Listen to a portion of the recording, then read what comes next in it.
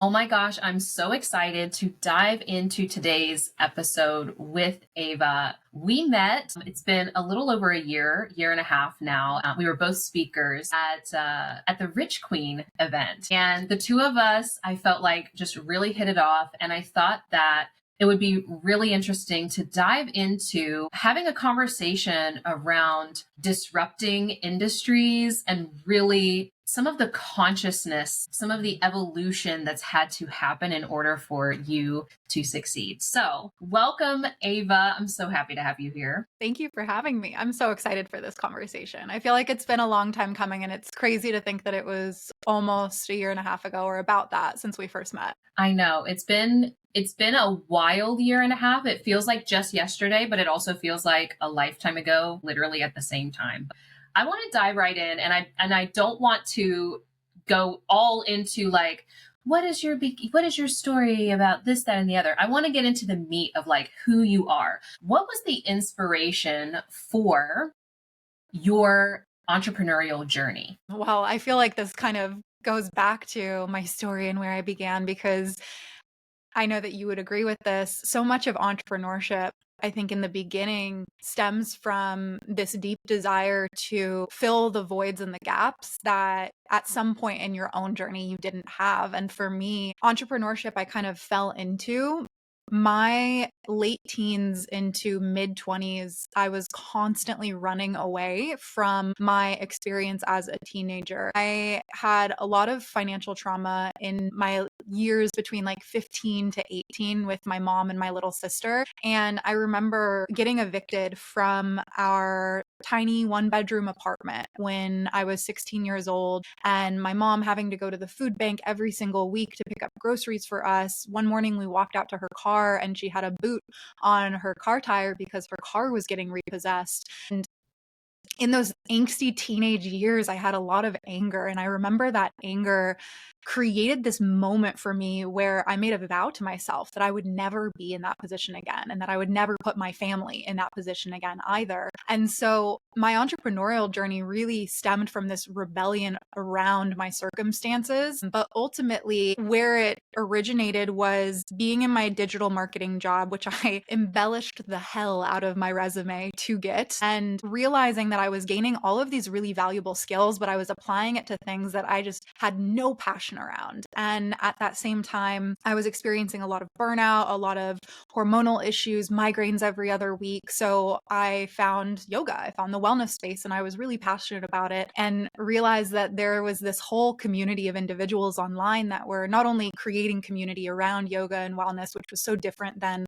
the partying and the drugs and the raving that I was exposed to in my everyday life. It just opened up my eyes to see, wow, there's actually a completely alternate way to living than what I can see in my current circumstances. And there are people that are not only passionate about what they do and are able to live wellness as their everyday life, but they're actually making an impact from it and making an income from it. And so why don't I just take these skills that I have and start applying them to the things that I really love? And so that's definitely a high level version, but it really was the chip on my shoulder that ultimately propelled me forward into finding, I would say, the path lesser traveled in terms of my career and entrepreneurship as a whole. It's so interesting. One of the common themes that I see happen a lot with high achieving leaders is so many of us do come from some sort of trauma as being the catalyst for our growth or for us taking the road less traveled when maybe we were following like the standard formula for success, and then we realize like, no, actually F this, I want something different. And what I notice is that it's almost like for a period of time in your business, you are running from something, running from poverty, running from lack of community, running from the corporate sphere, right? And then there's a shift that happens where you kind of have gotten far enough away from what you were running from, right? Where, maybe you're not on the edge of, being evicted from your apartment anymore. And then you maybe subconsciously realize,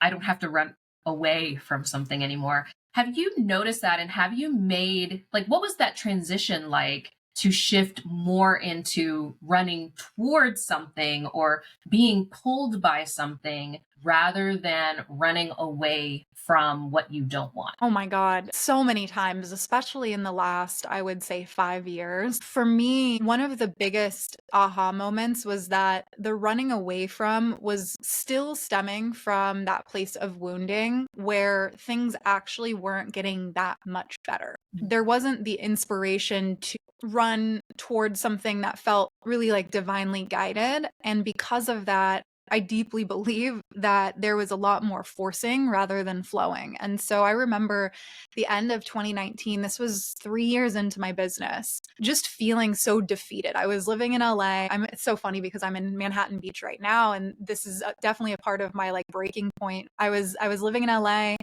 teaching at a studio out here, Aloe Yoga, Bandier, driving around constantly. I was the ironic, pissed off meditation teacher because I was always sitting in traffic, almost always late to my classes. And I had reached my breaking point where I was still barely paying my bills. I felt like I was doing all of the things. And I realized that so much of the patterning and the behaviors that were still this running away from something were actually keeping me capped, where I wasn't able to actually break out of the old identity and the old stories. And so that was one of the first moments. And ultimately, what it took was being able to find a mentor very, very similar as yourself that helped me with more of the spiritual and energetics of soul-based entrepreneurship and heart-led entrepreneurship, and helping me to really master that entire side of the spectrum that I had never really ventured into. I was always very strategic, very logical, very analytical. Again, I came from the digital marketing world in a corporation. And so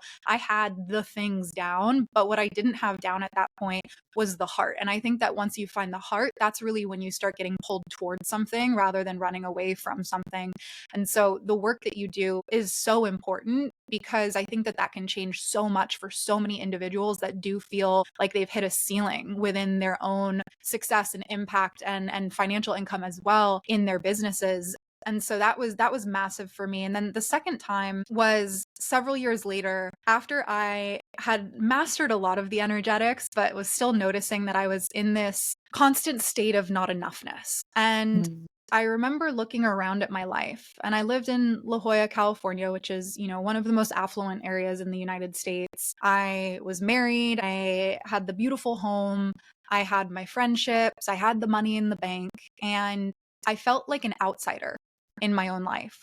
You know how you can walk down the street at night and in some houses the lights will be on and you'll see the families inside and they'll be doing whatever and it's like, oh, it looks like they're having a nice time. That felt like me. I felt like the stranger to my life, just walking down the street, but never actually able to go inside the house and enjoy it. And that was the bigger moment for me where I realized that it wasn't ever actually going to be the things that I had on paper, the material success that was going to create the sense of fulfillment and satiation that I deeply desired and that I needed in order to heal that younger version of myself, wounds and traumas. But it was giving that to myself and finding a way to create that sense of satisfaction and acknowledgement and acceptance within me. And so that's ultimately where I had my biggest breakthrough and kind of burnt my entire life to the ground to rebuild again through that lens of I'm no longer running away to just check items off that I think I need or that I think will make me happy.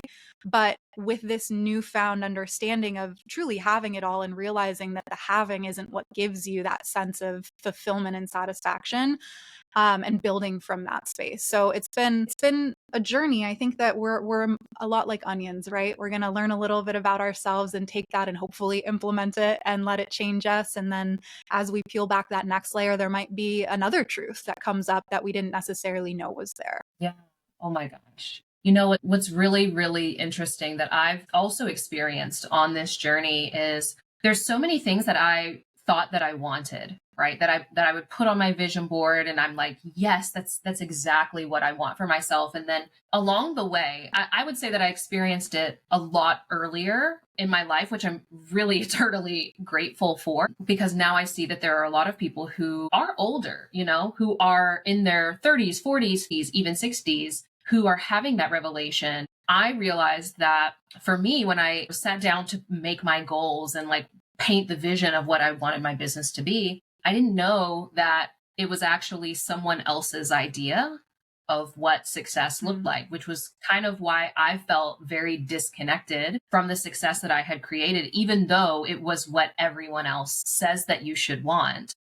On paper, it did look good. And it's not that I was ungrateful or that I didn't want it. It was just that it wasn't a full expression of who I truly was. And that when we are just creating from the mind and not from the heart, like you said, it is always going to be limited because we don't always know what is in the highest alignment for us until we are coming from the heart and coming, like literally creating from fulfillment, not for fulfillment. I'm super curious about what it's been like for you to bring, so you run the Academy of Breath, and that traditionally, breath work at its core comes from traditions that are not really mainstream. So how have you gone about taking this, ancient wisdom, ancient technology, and integrating that in a way that is understood and also desired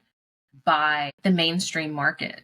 Such a great question. I think that the most important thing that I realized about breathwork as I was beginning to explore it almost a decade ago was that first and foremost, using our breath, like if you are living, you are breathing. And so this is a God-given gift that all of us should have access to and can access within our lives, unless we have some sort of real health or physical limitations that stop us from being able to explore at least the entire spectrum of breath work. And to me, realizing that just lit this fire under my ass that I want to get breathwork into the hands of every single person across this planet. And if I want to do that, I need to know how to read the room. I need to know how to take this ancient wisdom and speak to it in a way that still honors its origin, yet provides individuals across the entire spectrum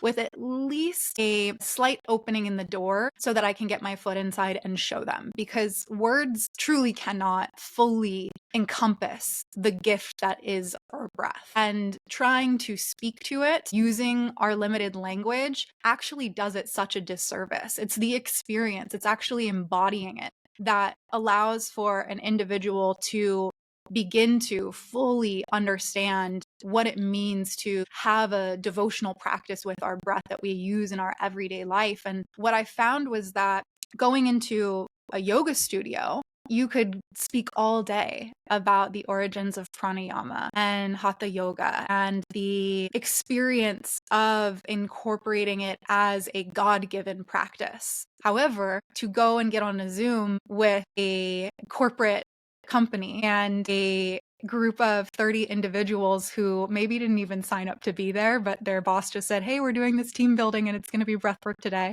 To get those people interested, it was less about, hey, let me share all of the beauty that is pranayama and the history and the origin and where these practices come from and why we do it in the morning and why we come clean to the practice, to come clean to God, all of the beauty that is the devotional practice to it. That excitement that I felt got to be channeled through my energy itself, but not necessarily through my words, if that makes sense. I truly believe that when we are the embodiment of our work, and when we feel on such a deep heart level what it means for somebody to have these practices, our energy speaks louder than our words. And so when I say read the room, it ultimately comes back to what is it that I need to convey to the person in front of me so that they're just as excited, whether they have all of the information or at first or not, because once they have the experience, they're going to have that same moment of excitement and intrigue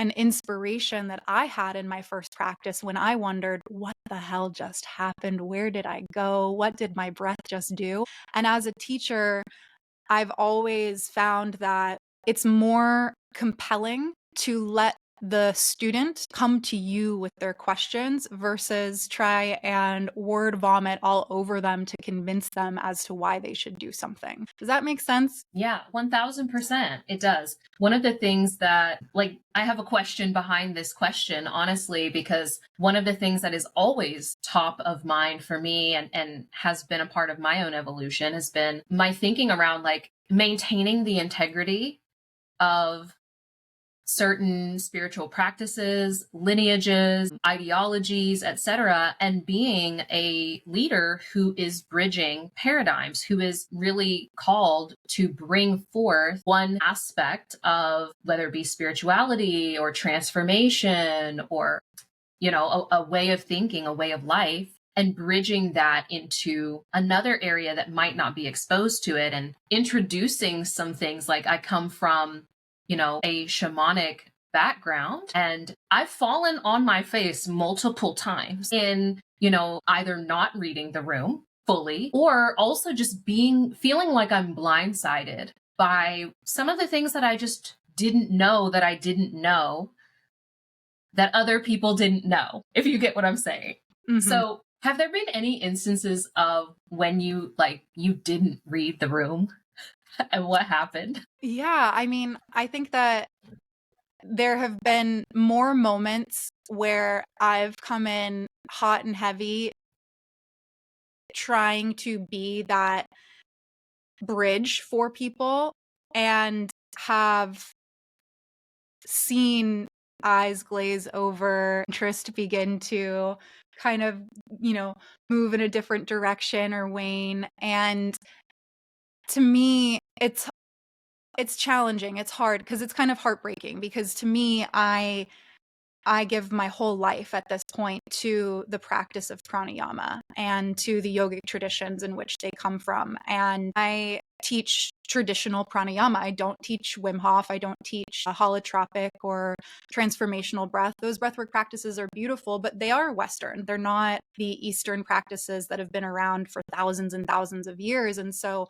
I've always come from the stance of like, these are practices that we are borrowing and that we are learning from the East, and they need to be respected. And I want everybody to know the traditional Sanskrit names, what these practices are meant for beyond just the science and the anatomy and, better sleep and stress. And in that desire to share that over the years, I've realized that not everybody's ready for that. And again, it's heartbreaking for me, but I also know that through the years of just being a teacher, sometimes we need to be able to meet people where they're at and let people have their own journey. And so I definitely have, I would say, toned it down a lot. Like I remember when I was teaching in LA at more so Bandier, which is New York based like fashion company. They opened in LA and it was very like influencer space, Pilates, like strength training, and like very much like everyone would pull their phones out and be recording themselves in their workouts during each class, which drove me effing nuts because I am not from that space. Like I do my content creation and whatnot, but I'm not going to pull my phone out during a class, let alone a yoga class and a breathwork class. And I remember going into the studio the first couple times and being so excited to share breathwork and pranayama and using and saying Kapalabhati or Bastrika or Chandra Bedi and like using the actual Sanskrit names, and people looking around like, what the hell are we doing? And it was those moments really of kind of being in the very Western world of like Los Angeles influencer wellness culture that I'm grateful I experienced early on, that really opened my eyes to people are on their own journey and they are either going to get on board with this when they feel inspired to and when it's meant to in their journey, or they're not. But who am I to not share at least the practice itself with them to potentially open that doorway for them to have that step in their journey? And so I would say that those have been more of the points of tension because I've always gone so hard into, I'm a white white woman, it is my responsibility to be very mindful of the fact that I am sharing practices from the East and that these aren't mine to begin with. And so that's always been something that's been very top of mind and probably overdone at some points where I've lost people. Yeah. Yeah. I wanted to ask you that question because I think that these are some of the hidden thoughts of spiritual entrepreneurs, Yeah. conscious leaders who either are um, holding certain wisdom or certain practices, or even just participating for, for their own evolution. And it is a very tricky balance. It's a tricky tightrope to walk, because on one hand you have the Western mindset, which is based in certain ways of thinking that can be very like extractive, can be very judgmental or just misunderstanding of certain practices or certain traditions. There's a lot that comes with it. And at the same time, balancing, I gotta say, after this journey that I've been on, I am very pro gatekeeping certain aspects, because the more that I've experienced and the more that I've seen, I'm like, oh yeah, this is definitely not for everyone. And there are certain things that I think are widely, freely given information, practices, knowledge, etc. And simultaneously, there does have to be a certain level of devotion to certain ways, because some of these practices are like, this is a way of life, right? Certain practices are like a spiritual religion, right? And are not really just meant to be given freely when people don't necessarily fully understand or fully respect or fully even want, honestly, right? And I think that one of the things that we've got to be mindful of and start to pick up on is, what exactly are we called for, right? Some of us are called to introduce certain ideology or certain practices. I think breathwork is kind of like a gateway for more. And there are going to be people who are so inspired by that, who want to learn more. Like, where does this really come from? And like, what else is happening in my body? Because this is not just breath, right? Like, really wanting to go further into that. And also there are people who are meant to be, the carriers of specific lineages. I've come to realize more and more, like my work is really centered around transforming people into alignment with their highest calling. But that also requires a lot of breaking down of the paradigms that are mentally and subconsciously limiting people on an energetic level from really embodying their highest potential. When you're doing what hasn't been done before, in many instances, it can be a very difficult thing um, to traverse. I'm also really curious about community. I feel like community is a huge theme for 2025, and you've done a really incredible job in building community of like-minded students and teachers, etc., from around the world. What are the trends that you are starting to see in your community, but also just surrounding the importance of creating community as a leader, as an entrepreneur, but also with your goal of creating a movement? I love this question so much. One of the things that I think, and I'm so curious your thoughts on this. I think that within the wellness and personal development, and especially the coaching space, about let's say 2021 to 2023, there was a really big message out there in mentorship and coaching and personal development around, buy my program, hire me, but don't need me too much. The best clients don't need me too much. They're self-starters. They are in their power. They barely check in. And after so many conversations with women that are clients, or also women that I've been in mastermind spaces with and colleagues, that message created such a level of isolation and also shame and guilt around actually utilizing the communities that they're either signing up to be a part of or actually paying for. And so last year, I realized through all these conversations how many people felt so isolated and so alone, despite sometimes paying tens of thousands of dollars, and looked at my first couple years of being in the personal development space and realized that the thing that actually helped me the most was being so plugged in. And so for me, what that looked like shifting within my own business, and people think that I'm crazy for doing this, but we do 4 calls a week with our community now. And what that's created is not only a consistent touch point for people to ask questions and, be in an hour-long call with me or with my team, but also to really get to know each other and to support and to start supporting each other and celebrating each other and knowing what's going on in each other's lives beyond just seeing, a post every here and there. And so even though it may not necessarily make sense or it might seem like an overkill for some leaders, what I found is actually bringing accountability and not necessarily hand holding, but high touch connection into my spaces has not only created such a deeper level of intimacy within the spaces where that safety is there. They like opening up, they actually like celebrating. But it's also created a deeper bond within the individuals within my community itself. And so that's been the biggest thing, is like really stepping away from this idea that you don't need the community that you are a part of, and saying, no, you actually do need it. Like we are human beings. Like it is a part of our makeup to be in community. So I want to create a space where you are always able to access community when you need it. And then the other thing, and I think that this is something that Cynthia Stant does so well, is bringing back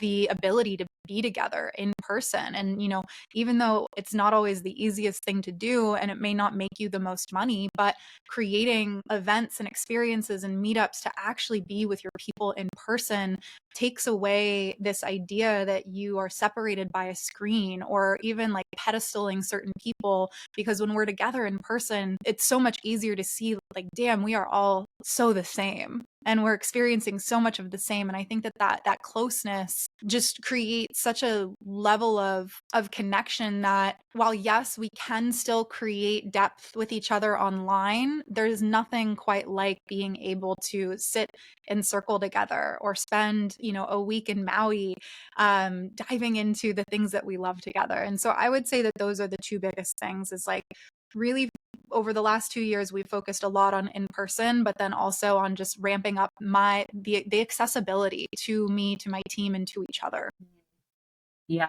It's so funny because when I was seeing these conversations happening in the industry around not having access and just plugging in when not needing that much, etc. One of the things that I think has shifted is that people realize that it wasn't just the information. You're taking a program or you're taking a course and you're getting all of this information, but actually the transformation happens in community. And this is something that is a decision that I made some years back, and it was not the most popular decision to put people of a certain mindset, of a certain way of being. Leaders tend to not want to be vulnerable, and they tend to unknowingly isolate themselves, and for good reason, right? There's like a level of protection that you want, and being vulnerable can be really scary when, you have 500,000 followers, or are leading people in a certain way, and then you're experiencing a certain challenge. But I feel like the more that you evolve and the bigger the impact that you are trying to make on the world, like the more important that community is. And now we're seeing a rise of AI where any of us can really just go and ask a question and get an answer. So then what is the point of coming into a program? Well, the point of coming into a program is the integration that you're going to get from being in community. One of the things that I have really prided myself on, and I'd love to hear your thoughts on this as well, is like really exploring the conversation around what is really necessary for real community. Because maybe you've had this experience too. I've always felt kind of like a misfit in pretty much any space that I go into if the community is centered around like we all just have the same goal. And I came to a place where like that's cool. Like we all have the same goal. We're all like trying to achieve the same thing. But when I started to analyze like what actually brings people together, what actually creates a sense of real belonging that isn't just based on something superficial of like, I'm an entrepreneur, you're an entrepreneur, I'm a woman, you're a woman, right? What is that deeper thing? And I've come to realize, like, for me, I can be in community with anyone who is really doing the work of conscious evolution. That means to me, examining the shadows and the triggers and the uncomfortable taboo conversations, allowing ourselves to be like emotionally honest about where we are. Like, you know what? I'm actually feeling like some shit today. And that's the truth of where I am. But what are the key traits that you feel have made your community so strong and solid? Yeah, I mean, that vulnerability piece that you just mentioned, I think is the number one thing because, especially, in our industry specifically, when you're in a group of women, let's be real, the sisterhood wound is a big thing that prevents so many women from showing up vulnerably because we've all had our fair share of bullying, friendships that haven't lasted, just shitty experiences with women. And so then you stick a bunch of powerful women in the same room. Of course, there's going to be fears around like, am I less powerful if I share that I don't feel powerful today? Or, this person just had this amazing celebration and I actually feel like I want to go curl up in a ball and just like cry and eat a bowl of ice cream. Like it's the dichotomy of that goes against so much of the wounding that I think a lot of us have and have to work through. And so I think the vulnerability aspect and like creating a space safe enough for people to be vulnerable is, I think, a trickle down and energy, right? It starts first with the leader. And so I've always felt that in my spaces, I can't expect anybody to go deep if I'm not willing to go there myself. And it doesn't necessarily mean that I'm going to take the unprocessed things that are still triggering me and, share them on a call with my community. But I am going to share about things that I have processed and the realizations that I have had and the things that I have healed, because I know that so many people in my community are either experiencing it currently or are going to experience it soon. And so I think that the most important thing around vulnerability itself is me, you, whoever is listening that considers themselves a leader, to remember that if you are not experiencing the level of community, connection, intimacy, vulnerability in your communal spaces that you would like, you need to look in the mirror and ask yourself, where am I not showing up as that? Because everything is going to be an energetic match for however we are showing up. And so I always will look at, like, how do I show up in the groups that I'm a part of? How am I showing up with my people? Am I being vulnerable? Am I creating a safe space? Am I celebrating people? Am I lifting people up within the communities that I'm a part of? If those are the things that I want within my spaces, then I need to make sure that I'm going first in that. And so I would say the three most important qualities and characteristics are vulnerability, safety, like really creating that safety for somebody to know it's safe for me to be seen in all that I am, even if all that I am isn't 100% right now. And then also the energy of celebration, because I think that, again, coming back to the sisterhood wound, so much of us hold back from even celebrating ourselves because we don't want to be showing off, we don't want to be the know-it-all, we don't want to be the one that's bragging about themselves. And celebration is actually such a powerful energy because not only does it, again, give you that moment to say, wow, like, I can acknowledge myself, I can accept myself, I don't need validation outside of me to say I'm proud of me. But on top of that, it gives everybody a glimpse into what's possible and shows them, hey, if this is existing within my sphere, that means that I'm actually one step closer to it existing within my actual life. Yeah. I also find that it helps prevent amnesia because Yes. the ego is always looking for like, what's wrong, what's not working, what's not good enough, where am I lacking? And really honing in on what are you celebrating? Like, even when it's seemingly small, right? Giving yourself permission to celebrate that about yourself, but also supporting community and celebrating, even if you just like saw something differently than you would have last week, is a win, is worth celebrating. Because one of the things that happens in transformation is like, if you work with your ego and give it enough pieces of evidence that, you know what, you are blank. You are a speaker. You are an author. You are a leader. Every single moment that you celebrate evidence of that further cements that truth or that possibility in how you perceive yourself. I'm curious for you, one of the things that does come up as a leader as you start to achieve beyond the norm, when you achieve beyond, what your hometown friends or what your beginner business buddies have achieved, it can be difficult to find really solid connections, collaborators, expanders. How do you go about putting yourself in spaces that expand you? Like what are your indicators or your criteria that let you know, like, okay, this is my next edge, that isn't always just like, I feel like money is such an easy one. Like, oh, just get in rooms of people like making more money. But I don't know. Eventually, the rooms of people, like if you're making $100 million a year, are there still Right. rooms that of people who are doing more than you? Sure. But I've been around people who are making 7, 8, 9 plus figures a year, and they are not always expansive. So Mm-hmm. what are Mm-hmm.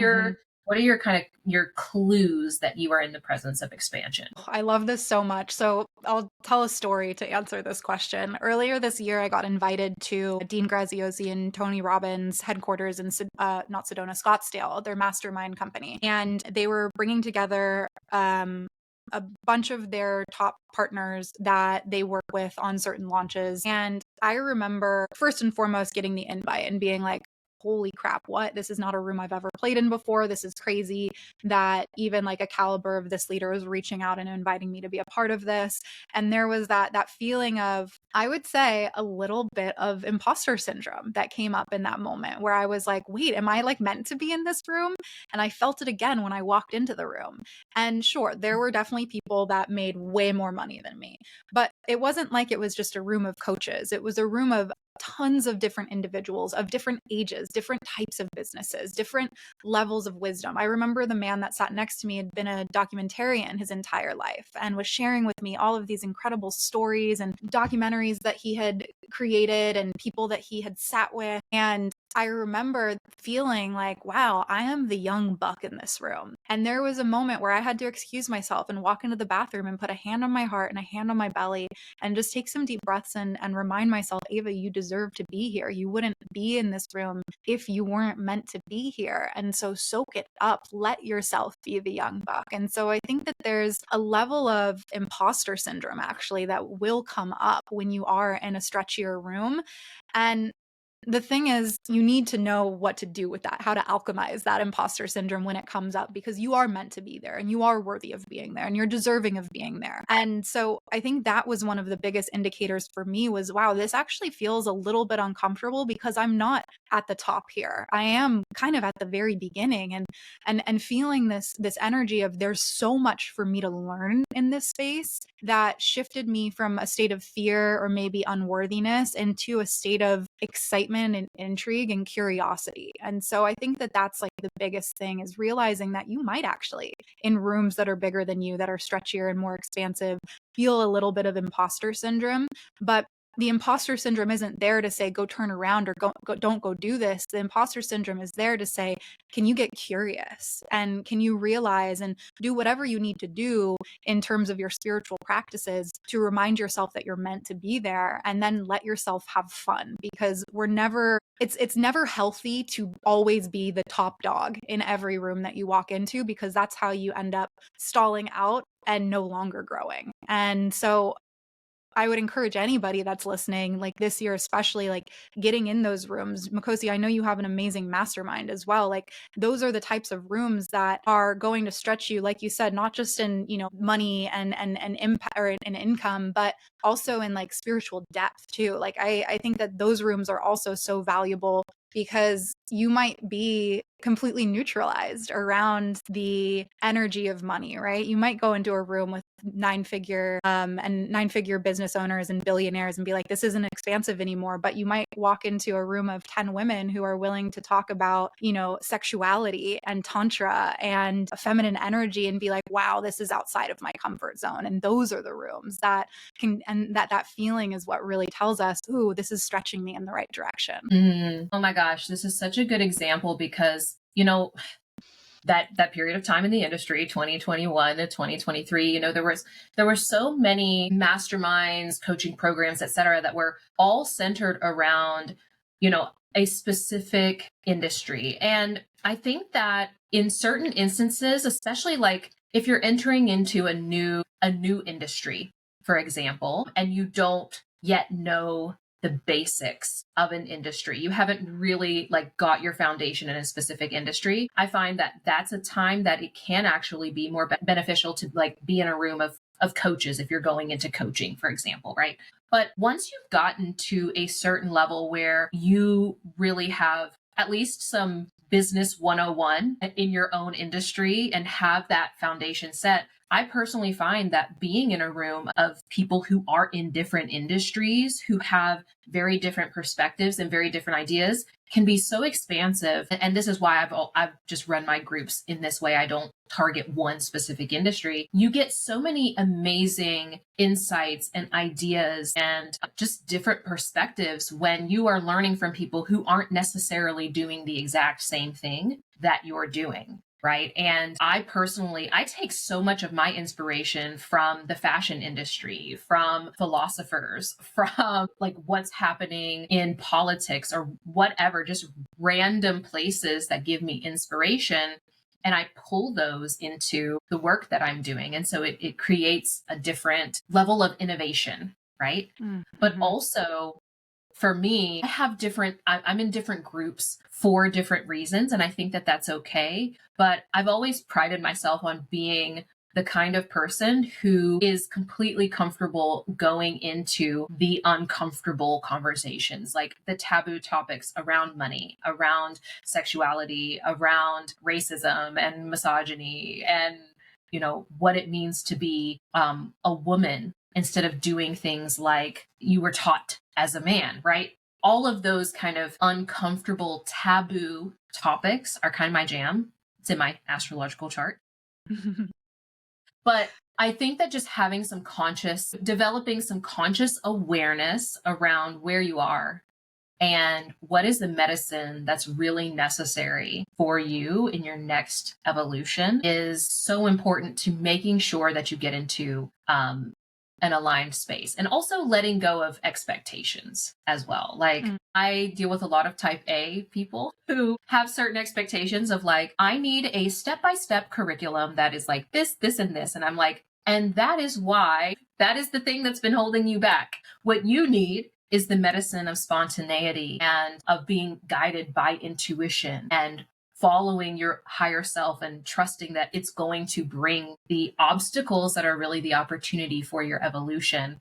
And that can't always fit into like step 1, we're doing this. Step 2, now we're doing that, right? Anyway, I know we are going to be wrapping up our time here, but before we go, I really would love to hear from you. What is your next evolution? Like what's coming next for Ava in 2025? What are you like passionate to bring in this upcoming season? Yes. I mean, this conversation has been so juicy. I feel like it's rare that you're able to meet somebody on a level where you're able to kind of ping pong through these different spaces and conversations, but still maintain that depth. So thank you so much, first and foremost, for even inviting me on the podcast. 2024 was a really interesting year. I feel like the first half of the year I was floundering a lot.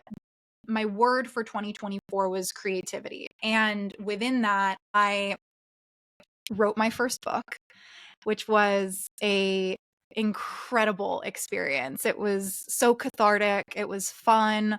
It was incredibly emotional too, because it was something that, young Ava at the very beginning of her journey of starting her business knew after opening The Universe Has Your Back by Gabby Bernstein, ooh, one day I'll do this. And I kind of always put one day And a year later, and at the beginning of last year, I said, I'm going to write my book. And I spent the first half of the year really in deep creativity. And I think whenever you're in that deep creation mode, it's more feminine, right? And so it means the emotions are swirling, the energy is constant, and sometimes it's chaotic. Because of that, a lot of other aspects of the realm of leadership for me felt a little unstable. And so the second half of my year ended up being completely different with that stability, that plan, steps 1 through 10. And now, given kind of the dichotomy of 2024, this next year and this next stage of my evolution is really allowing myself to lean fully into the structure that I've built, like the rock that I've truly built my business on. It felt like it was always kind of built on sand until last year, doubling down on the things that ultimately are going to allow for me to create even more transformation in the lives of my clients. I was just meditating on the beach this morning, and like I was saying earlier, Manhattan Beach is a pretty big part of my journey. I used to come down to this beach before my meditation classes every week and just meditate and pray on the beach and ask, like, please God, show me how easy it gets to be. Show me, like, I'm just so ready. I want to serve. I want to change my life. And this morning, my meditation hit so much differently because I was just in pure gratitude for the fact that I'm sitting on this same beach that I sat on years ago, and all of the things that I prayed for are here. And if I can just take this all and bottle it up and like bring this lightning in a bottle to even one more person, I would be forever grateful. And so it's that prayer that's really going to carry me through in this next evolution. But then on top of that, like I mentioned, bringing this book to life. I'm so excited to share it. I'm really excited for everything that we're planning, from in-person events in New York, Miami, Chicago, LA. It's going to be fun. The book is called Your Vision Board Life, and it's all about how to become the woman who turns dreams into reality. And it is a bit of memoir and blend of the spiritual principles that have ultimately allowed for me to go from that, angry girl in poverty to a 7-figure business owner.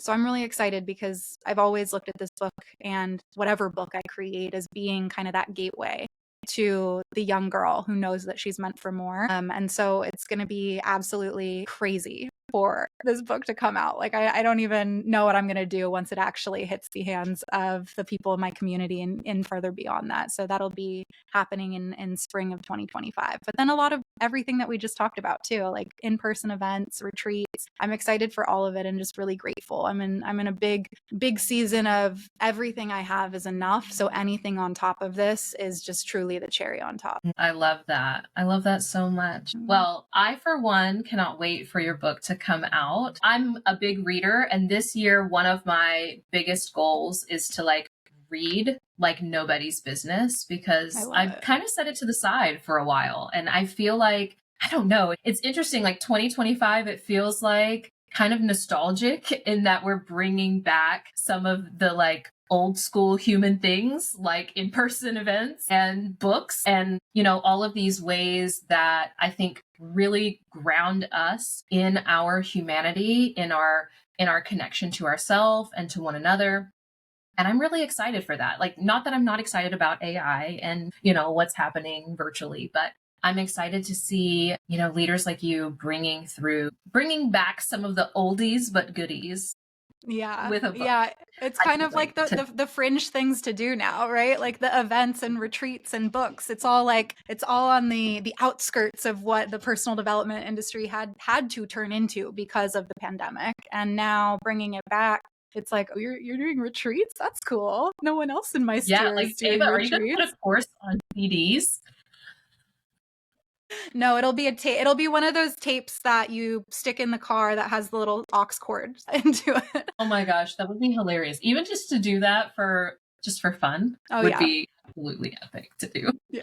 I love that. Well, I appreciate you so much for being here. I'm really glad that we decided to do this, even though, it's been a year and a half or so since we met. I knew this was going to be a really great conversation, and I'm so excited to see you continue to just spread your message, spread your work in all of these different ways. And of course, I would love for you to share how people can connect with you. Well, likewise. And, for everybody listening, I know that you have your core people, your community, your clients, but for anybody that is new to Makhosi's world that's listening to this podcast, there is no woman that I've met, not even just in this industry, but just in general, that holds herself with such integrity, but also so much heart. And so you are in good hands, great hands by being here. And I just appreciate that our paths crossed. I respect you tremendously, and it's an honor to be sharing space with you. For anybody that wants to connect with me, my Instagram is at Ava Johanna. As Makhosi mentioned earlier, my company is called the Academy of Breath. We do a breathwork certification. We have an advanced practitioner training. And then we also have our high ticket coach academy, which really is for more of the beginner business babes who are ready to create that foundation for themselves in their business. So all of that can be found by just sending me a DM. And I'd love to connect with you via the DM. So you're more than welcome to slide on in if this conversation was inspiring to you. Oh my gosh. I love that so much. I love more money in the hands of fabulous women. So I'm here for that. And I appreciate you so much for all of your kind words. I really, really, it's such an honor to be seen in that way. And I probably take it a little bit too seriously, that it makes me like a little bit not the most fun and popular person, because I'm always like, but is this an integrity? It's who I am, at least for now.